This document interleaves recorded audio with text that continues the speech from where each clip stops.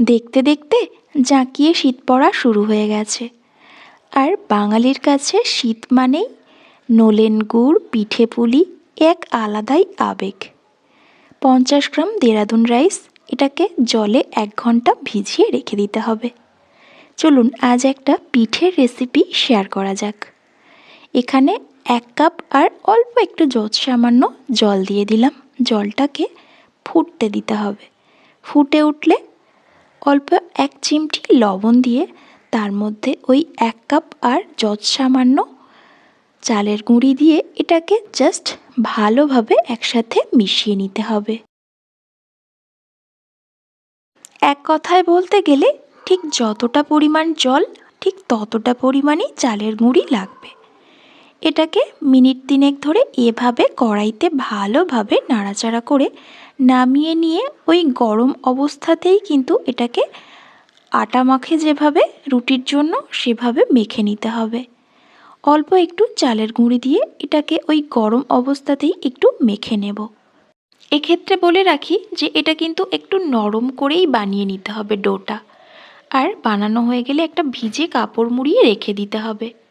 ততক্ষণে গ্যাসে একটা কড়াই বসিয়ে দিয়ে তার মধ্যে আমি নিয়েছি 50 গ্রাম পরিমাণ গুড়। আমি এখানে আখের গুড় ব্যবহার করেছি। গুড়টা যতক্ষণ না গলে যায় ততক্ষণ এভাবে এটাকে ভালোভাবে স্প্যাচুলা দিয়ে একটু নাড়াচাড়া করে নিতে হবে।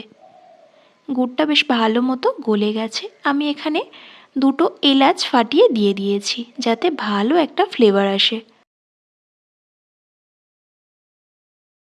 তারপর কুড়িয়ে রাখা নারকেলটা দিয়ে দিতে হবে এর মধ্যে।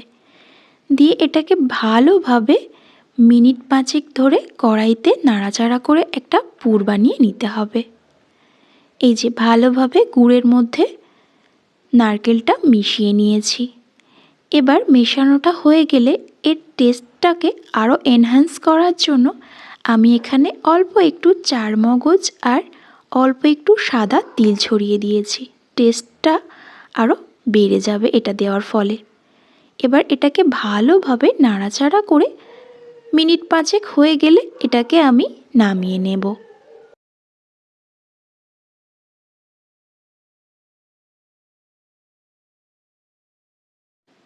এরপর এভাবে লেচি কেটে নিয়ে সেটাকে বাটির মতো গড়ে নিয়ে তার মধ্যে নারকেলের পুর ভরে এভাবে একদম গোল বলের আকারে গড়ে নিয়ে সেটাকে ওই যে আগে থেকে যে দেরাদুন রাইসটা ভিজিয়ে রেখেছিলাম 1 ঘন্টা, সেটাকে জল ঝরিয়ে রেখেছি, সেটা এর গায়ে পুরোপুরিভাবে মেখে নিতে হবে। এই যে এভাবে একটু চাপ দিয়ে দিয়ে মাখলে তাহলে আর খুলে পড়ে যাবে না, একদম প্রপারলি গায়ে মাখা হয়ে যাবে। এভাবে সমস্তটা আমি রেডি করে নেব।